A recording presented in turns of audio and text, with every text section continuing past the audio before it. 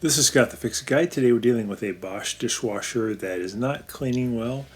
We're going to bypass the door switch so that we can take a look inside and see what's going on. So I'm going to use a small standard head screwdriver to push in on this little white tab. I want to keep pushing it until it flips and I can see more of the plastic tab.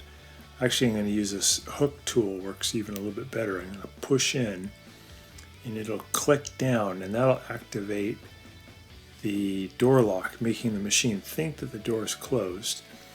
And now I can see the water has filled in and I can see that the circulation pump is spinning and creating some water pressure to move water out of the spray arms, but it's not near enough and it's just kind of dribbling out. This is due to the impeller has kind of broken away from the circulation motor shaft. So it's spinning it, but not very well.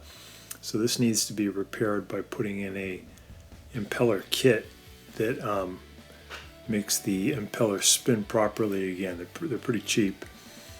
But the symptom would be that your dishes don't really get clean. It fills with water, it drains water, but the dishes come out dirty and it's almost as if the water never sprayed on them.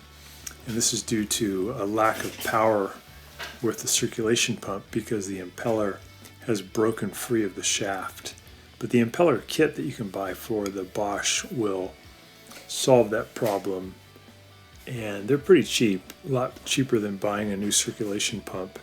And they're actually pretty easy to install. You have to take the dishwasher out of the cabinet, but it's not too difficult.